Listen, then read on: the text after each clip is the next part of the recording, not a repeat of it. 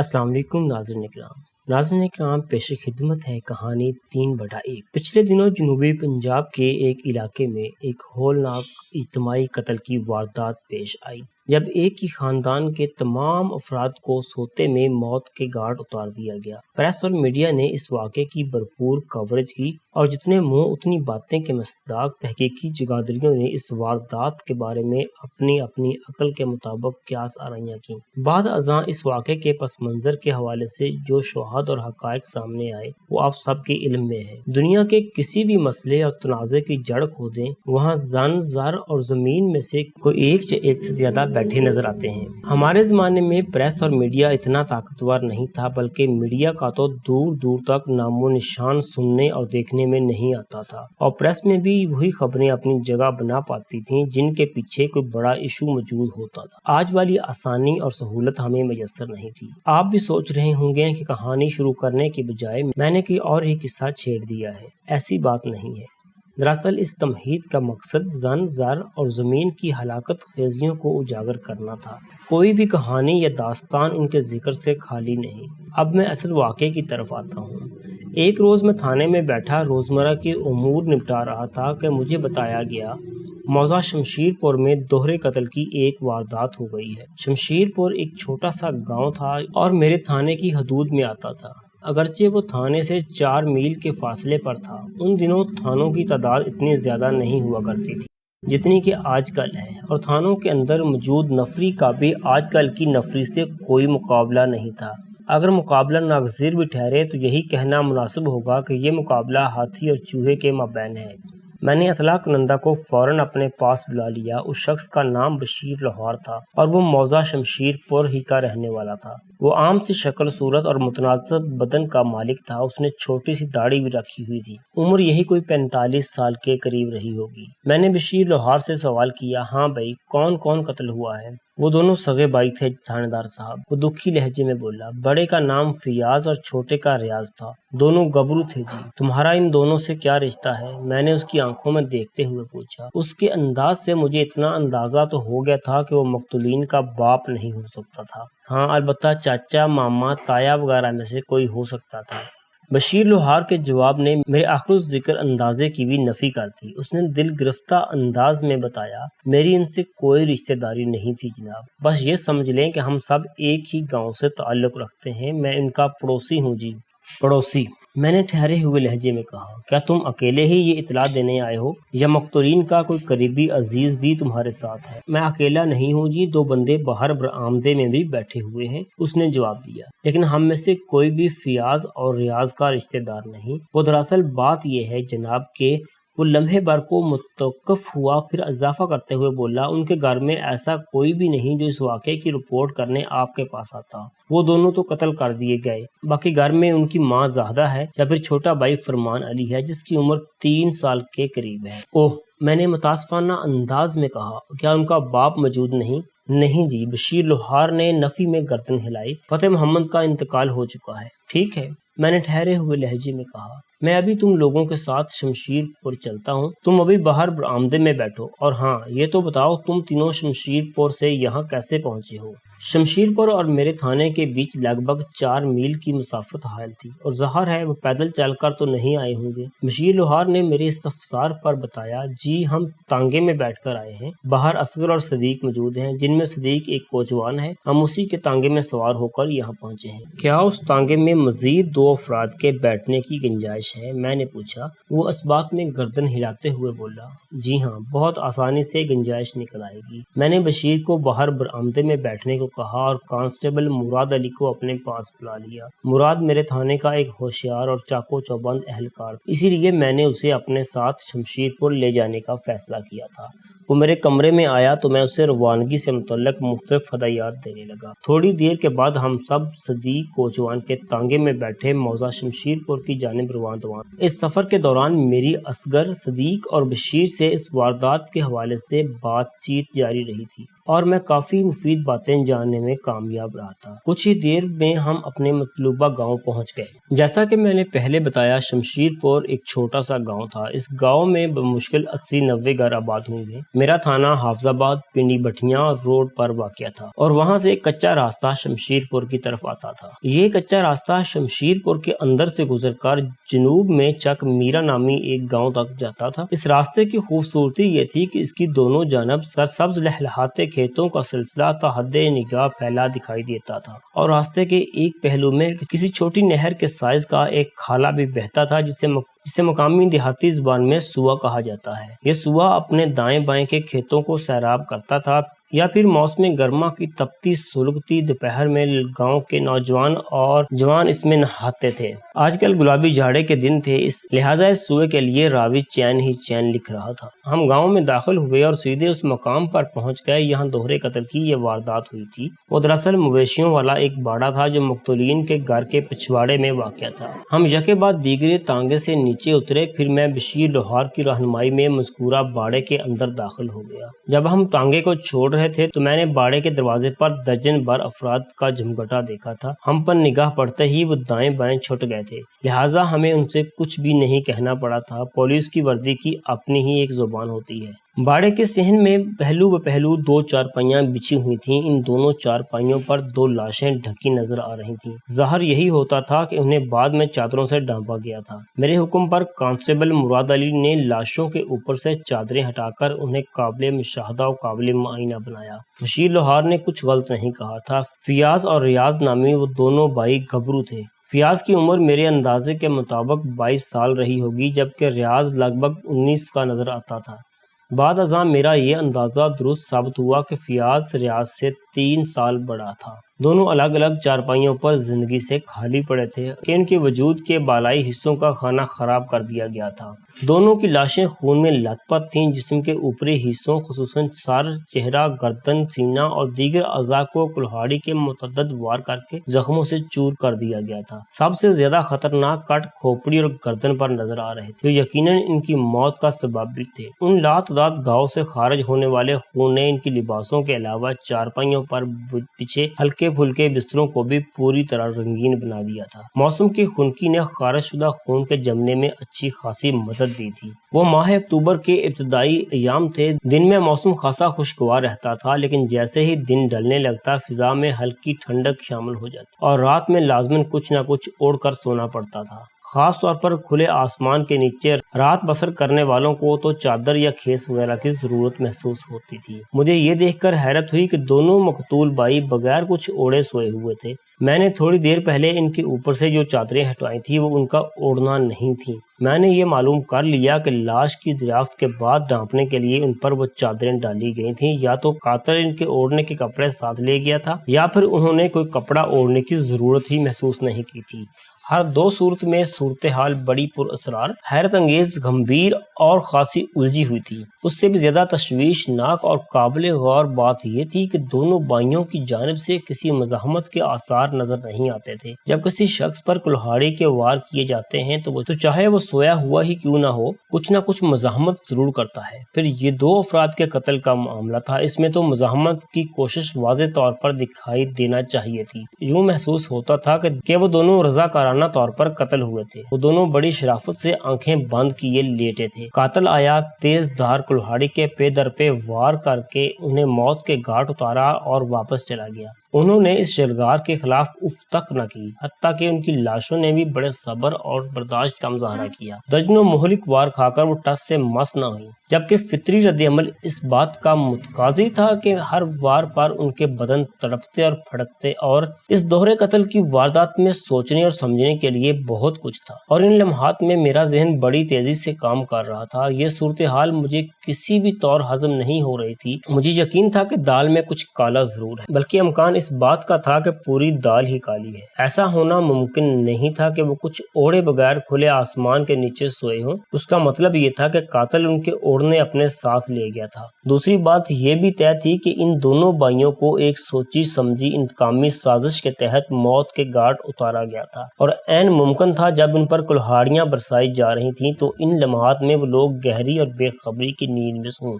انہیں کسی خاص طریقے سے بے خبری کی نیند میں پہنچایا گیا ہو تاکہ قاتل کو اپنے کام میں کسی دشواری کا سامنا نہ ہو۔ میں نے تفصیلی معائنے کے بعد دونوں لاشوں کو دوبارہ چادروں سے ڈھک دیا اور انہیں سرکاری اسپتال پہنچانے کے انتظامات میں مصروف ہو گیا۔ فیاض اور ریاض کی لاشوں کا پوسٹ مارٹم بہت ضروری تھا۔ پوسٹ مارٹم کی رپورٹ میرے خدشات کی تسکین کر سکتی تھی۔ مجھے امید تھی کہ یہ تسکین تصدیق کی حامل ہوگی۔ اس کام سے فارغ ہونے کے بعد میں نے مذکورہ باڑے کا تفصیلی جائزہ لیا۔ باڑے کا رقبہ لگ بھگ 8 مرلے رہا ہوگا۔ کراچی میں رہنے والے اسے 200 گز کا پلاٹ تصور کر لیں۔ باڑے کے عقبی حصے میں 2 کمرے بنے ہوئے تھے جن میں ایک نسبتاً چھوٹا اور دوسرا بڑا تھا۔ چھوٹے کمرے کے اندر مویشیوں کا کھاجا وغیرہ بھرا ہوا تھا اور کچھ کھیتی باڑی کا سامان بھی رکھا نظر آ رہا تھا۔ بڑے کمرے میں کوئی قابل ذکر شے موجود نہیں تھی۔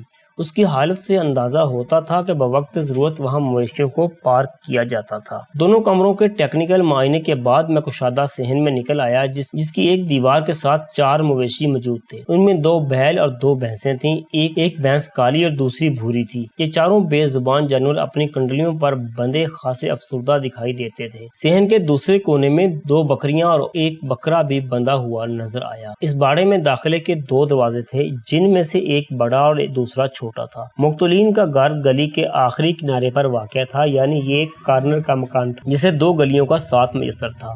باڑہ گھر کے پچھواڑے واقع تھا جس کا ایک دروازہ عقبی گلی میں اور دوسرا پہلو والی گلی میں کھلتا تھا۔ ہم اسی پہلو والے دروازے سے باڑے میں داخل ہوئے تھے جو نسبتاً بڑا تھا۔ صحن میں 2-3 گھنے سایہ دار درخت بھی استادہ تھے۔ میں نے جے وقوع کا نقشہ تیار کیا اور موقع کی کارروائی مکمل کرنے کے بعد وہاں موجود لوگوں سے پوچھ گچھ کرنے لگا۔ کانسٹیبل مراد علی کو میں نے لاشوں کے ساتھ ہسپتال بھیج دیا تھا۔ اب جو بھی کرنا تھا مجھے ہی کرنا تھا۔ میں نے 2-3 افراد کو ٹٹول کر دیکھا لیکن ان کی زبان سے کام کی کوئی بات نہ نکل سکی۔ اس کے بعد میں بشیر لوہار کی طرف متوجہ ہو گیا۔ یہ شخص مقتولین کا پڑوسی تھا اور واقعہ کی اطلاع لے کر میرے پاس پہنچا تھا۔ میں نے اس سے پوچھا، بشیر، تمہارے خیال میں اس واردات کا ذمہ دار کون ہو سکتا ہے؟ جناب، میں اس بارے میں کچھ نہیں کہہ سکتا، تم ان کے پڑوسی ہو۔ میں نے اس کی آنکھوں میں دیکھتے ہوئے کہا، تمہیں اتنا بے خبر تو نہیں ہونا چاہیے۔ آپ غلط نہیں کہہ رہے تھانے دار صاحب، وہ تائیدی انداز میں بولا۔ میں ان کا پڑوسی ہوں اور ان کے حالات کے بارے میں بہت کچھ جانتا ہوں، لیکن قتل کی اس واردات کے حوالے سے مجھے کچھ پتہ نہیں ہے۔ آپ یقین کریں میں آپ سے بالکل سچ کہہ رہا ہوں۔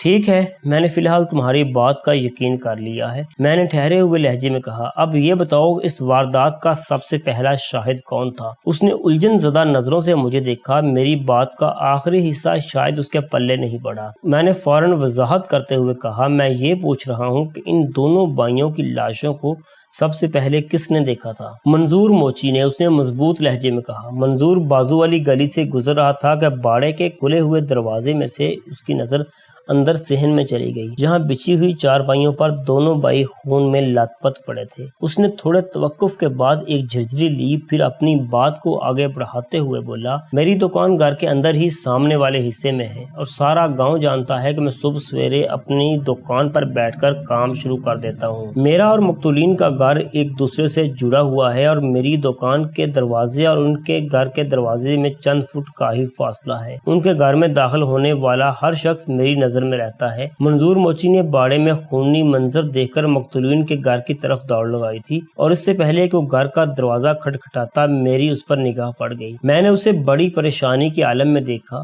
یہ سب مجھے بڑا عجیب لگا اور میں نے بے ساختہ اسے آواز دی، اوے منظور، خیریت تو ہے؟ اس نے چونک کر مجھے دیکھا، پھر تیزی سے میری دکان میں داخل ہو کر بولا، خیریت نہیں ہے بشیرے۔ اس کی خوف زدگی کو دیکھتے ہوئے میں نے کام سے ہاتھ کھینچ لیا اور پوچھا، پر ہوا کیا ہے؟ کچھ منہ سے تو بول۔ پیچھے باڑے میں 2 لاشیں پڑی ہیں، وہ سہمے ہوئے لہجے میں بولا۔ میرا خیال ہے فیاض اور ریاض کو کسی نے قتل کر دیا ہے۔ اوہ، میں نے متاسفانہ انداز میں کہا، تم اسی واقعے کی اطلاع دینے ادھر آئے ہو؟ ہاں، اس نے مکان کی انداز میں سر کو اسپاتی جنبش دی۔ میں ان کی ماں کو بتانا چاہتا تھا کہ تم نے آواز دے دی۔ میں دکان سے فوراً باہر آ گیا۔ جس دوران منظورہ مقتولین کے دروازے پر دستک دے رہا تھا میں نے باڑے میں جا کر اس کی فراہم کردہ اطلاع کی تصدیق اپنی آنکھوں سے کر لی۔ فیاض اور ریاض کی خون آلود لاشیں بے حس و حرکت چارپائیوں پر پڑی تھیں۔ اس نے ایک مرتبہ پھر لمحاتی توقف کیا، ایک گہری سانس لی اور اپنی بات مکمل کرتے ہوئے بتانے لگا، تھانے دار صاحب، اس دوہرے قتل کا لرزہ خیز منظر دیکھ کر میں واپس آیا تو منظورہ دروازے میں کھڑا زاہدہ کو اس واقعے کے بارے میں بتا رہا تھا۔ اس کے بعد تو گویا ایک کہرام مچ گیا۔ زاہدہ اپنا دوپٹہ سنبھالتے ہوئے ہم دونوں کے ساتھ باڑے میں پہنچی اور اپنی آنکھوں سے فیاض اور ریاض کی کٹی پھٹی خون آلود لاشیں دیکھیں۔ اس منظر نے اسے بے قابو کر دیا اور وہ دھاڑے مار کر رونے لگی۔ وہ اتنا بتانے کے بعد پھر رکا، گہری نظروں سے مجھے دیکھا اور ٹھہرے ہوئے لہجے میں بولا، جناب پھر تو اس واقعے کی خبر پورے شمشیر پور میں پھیل گئی۔ فوری طور پر فیصلہ کیا گیا کہ سب سے پہلے تھانے میں اطلاع دینا چاہیے۔ چنانچہ میں نے صدیق کوچوان کو تیار کیا اور ہم اصغر کے ساتھ آپ کے پاس پہنچ گئے۔ یہ ہے کل کہانی جناب، کافی سنسنی خیز کہانی ہے، میں نے سرسری لہجے میں کہا۔ پھر وہاں پر موجود افراد کی طرف اشارہ کرتے ہوئے بشیر لوہار سے پوچھا، کیا منظور موچی ان لوگوں میں شامل ہے؟ نہیں جناب، اس نے میری نگاہ کا تعاقب کرتے ہوئے کہا، وہ اس وقت کہیں نظر نہیں آ رہا۔ وہ ہوگا تو گاؤں کے اندر ہی نا؟ جی ہاں، اسے کہاں جانا ہے؟ اس نے جواب دیا۔ ٹھیک ہے، میں نے پرسوچ انداز میں کہا، میں مقتولین کی والدہ کے پاس جا رہا ہوں، تم منظور موچی کو ڈھونڈ ڈانٹ کر میرے پاس لے آؤ۔ بہت بہتر جناب، اس نے فرما برداری سے کہا۔ میں نے پوچھا، تمہارے گھر میں کوئی فالتو تالا پڑا ہوا ہے؟ جی، تالا مل جائے گا، اس نے اس بات میں جواب دیا۔ میں نے تو حکمانہ انداز میں کہا، جاؤ بھاگ کر جلدی سے وہ تالا لے آؤ، چابی بھی ساتھ لانا۔ ابھی گیا اور ابھی آیا سرکار۔ یہ کہتے ہی وہ رخصت ہو گیا۔ اس باڑے میں جیسا کہ میں نے پہلے بتایا تھا 2 دروازے تھے، ایک وہ بڑا دروازہ جس میں سے ہم اندر داخل ہوئے تھے اور دوسرا چھوٹا دروازہ جو باڑے کی عقبی دیوار میں تھا۔ یہ چھوٹا دروازہ اندرونی جانب سے بند تھا، اس پر تالا بھی لگا ہوا تھا۔ بشیر لوہار سے میں نے جو تالا منگوایا تھا اسے میں بڑے دروازے پر لگانا چاہتا تھا تاکہ وقوع کو محفوظ کیا جا سکے۔ یہ کچھ اس نوعیت کی واردات تھی کہ عین ممکن تھا قاتل تک رسائی حاصل کرنے کے لیے مجھے باقاعدہ کھرا اٹھوانا پڑتا، اور اس کام کا نقطہ آغاز یہ باڑہ ہی تھا۔ تھوڑی ہی دیر کے بعد بشیر لوہار تالا اور چابی لے کر آ گیا۔ میں نے باڑے کا بڑا دروازہ باہر سے بند کیا، اس کی کنڈی چڑھا کر تالا لگایا اور خود زاہدہ پروین سے ملنے اس کے گھر کی طرف چل پڑا۔ میں نے وقتی طور پر باڑے کو لوگوں کی آمد و شد سے محفوظ رکھنے کے لیے بشیر کا تالا لگا دیا تھا، لیکن بعد ازاں پہلی فرصت میں مجھے وہاں سرکاری تالا ڈالنا تھا۔ یہ ساری کارروائی زاہدہ سے ملاقات کے بعد ہی ممکن تھی۔ میں نہیں جانتا تھا کہ اس ملاقات کا کیا نتیجہ برآمد ہوگا۔ عین ممکن تھا کہ اس ملاقات سے کچھ ایسے اشارے مل جائیں کہ کسی کھوجی کی ضرورت ہی محسوس نہ ہو۔ دونوں لاشوں کی حالت چیخ چیخ کر اس بات کا اعلان کر رہی تھی کہ یہ واردات ایک سنگین انتقامی کارروائی کا نتیجہ ہے۔ قاتل جو کوئی بھی تھا وہ ان دونوں بھائیوں کے لیے اپنے دل و دماغ میں نفرت کا بڑا ذخیرہ رکھتا۔ اسی تناظر میں یہ ممکن نہیں تھا کہ زاہدہ اپنے بیٹوں کے کسی ایسے دشمن سے واقف نہ ہو جو اس حد تک چلا گیا ہو۔ زاہدہ پروین کو دیکھ کر مجھے ایک جھٹکا لگا۔ میں نے سوچا تھا کہ وہ 45-50 کے پیٹے میں ہوگی، لیکن وہ کسی طور 30 سے زیادہ کی نظر نہیں آتی تھی۔ میں نے اپنی حیرت کو فی الحال ظاہر نہیں ہونے دیا اور ہمدردی بھرے لہجے میں گفتگو کا آغاز کرتے ہوئے کہا، زاہدہ مجھے اس ہولناک واقعے کا گہرا دکھ ہے، میں تمہارے رنج میں برابر کا شریک ہوں۔ تم فکر نہ کرو، میں بہت جلد تمہارے بیٹوں کے قاتل کو ڈھونڈ نکالوں گا۔ اس وقت ہم دونوں زاہدہ کے گھر کے اندر ایک کمرے میں بیٹھے ہوئے تھے۔ اس کمرے میں ہم دونوں کے سوا اور کوئی نہیں تھا۔ اس واقعے کی خبر عام ہونے کے بعد زاہدہ کا گھر گاؤں کی عورتوں سے بھر گیا تھا۔ وہ سب اس سے ہمدردی اور تعزیت کے لیے آئی تھیں۔ جب میں گھر میں داخل ہوا تو اس وقت بھی وہاں 4-5 عورتیں موجود تھیں، اس لیے پوچھ گچھ کی خاطر میں زاہدہ کو الگ کمرے میں لے کر بیٹھ گیا تھا۔ زاہدہ کا 3 سالہ بچہ فرمان علی بھی انہی عورتوں نے سنبھال رکھا تھا۔ وہ میرے اظہار ہمدردی کے جواب میں بولی، میں بھی یہی چاہتی ہوں کہ فیاض اور ریاض کا قاتل جتنی جلدی ممکن ہو سکے جیل کی سلاخوں کے پیچھے چلا جائے۔ میں یہ کر سکتا ہوں، میں نے ٹھہرے ہوئے لہجے میں کہا، لیکن اس کے لیے مجھے تمہارے تعاون کی ضرورت ہوگی۔ بتائیں میں آپ سے کیا تعاون کروں؟ اس نے براہ راست میری آنکھوں میں دیکھتے ہوئے سوال کیا۔ اس کی آنکھوں میں مجھے ایک انجانی سی سرد مہری محسوس ہوئی۔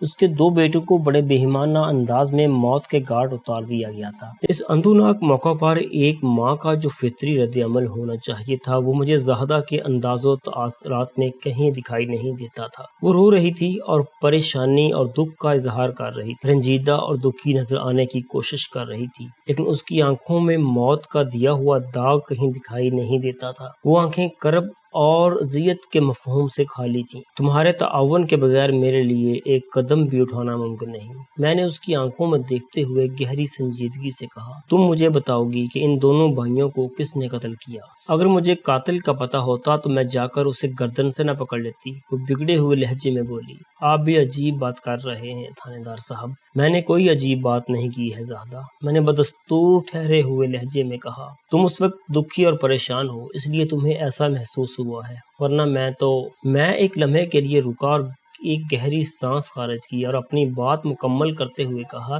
دراصل میں یہ جاننا چاہتا ہوں کہ ان دونوں بھائیوں کی کس کس سے دشمنی تھی۔ میرا سوال سن کر زاہدہ کے چہرے پر ایسے تاثرات نمودار ہوئے جیسے وہ مجھے کوئی واضح جواب دینا چاہ رہی ہو، لیکن اگلے ہی لمحے اس نے ارادہ بدل دیا اور بکھرے ہوئے لہجے میں بولی، وہ دونوں تو بہت ہی نیک اور شریف تھے، کوئی ان سے دشمنی کیوں کرے گا؟ مگر وہ بولتے بولتے خاموش ہو گئی۔ میں نے اس کے چہرے پر نگاہ جماتے ہوئے کہا، زاہدہ بی بی، انہیں جس بے دردی سے موت کے گھاٹ اتارا گیا ہے، یہ کام کسی دوست کا نہیں ہو سکتا۔ صاف ظاہر ہو رہا ہے کہ قاتل ان دونوں سے شدید نفرت کرتا تھا، وہ کتنے ہی نیک اور شریف کیوں نہ ہو، کوئی نہ کوئی ان کا دشمن ضرور ہوگا۔ انسان کے یہاں 10 دوست ہوتے ہیں، وہاں انہی دوستوں کے اندر یا باہر ایک آدھ دشمن بھی موجود ہوتا ہے۔ اور یہ جو میں نے لمحات کی توقف کیا اور پھر اس کی آنکھوں میں دیکھتے ہوئے کہا، تم یوں بولتے بولتے اچانک رک گئی ہو، اس سے ظاہر ہوتا ہے کہ تم اس واردات کے حوالے سے کوئی ایسی بات ضرور جانتی ہو جو مجھے فیاض اور ریاض کے قاتل تک پہنچا سکتی ہو۔ کیا تم یہ نہیں چاہتی ہو کہ ان کے قاتل کو عبرتناک سزا ہو؟ میں نے بتایا ہے نا، میری شدت سے یہ خواہش ہے کہ ان کا قاتل جلد از جلد پھانسی لگ جائے، وہ اسراری لہجے میں بولی۔ آپ میری کسی بات کا غلط مطلب نہ نکالیں، کیا ہوا جو میں ان کی سگی ماں نہیں ہوں؟ زاہدہ پروین کے آخری جملے نے میرے ذہن میں ابھرنے والے بہت سے سوالات کا منہ بند کر دیا۔ میں نے ہمدردی بھرے دوستانہ لہجے میں کہا، زاہدہ، تمہیں دیکھتے ہی میں سمجھ گیا تھا کہ تم ایک خوبصورت اور جوان عورت ہو۔ میرے اندازے کے مطابق تم زیادہ سے زیادہ 30 سال کی ہوگی۔ ایک 30 سالہ عورت کے بیٹے 19 اور 22 سال کے تو نہیں ہو سکتے نا؟ آخری جملہ میں نے اس کی زبان رواں کرنے کے لیے ادا کیا تھا۔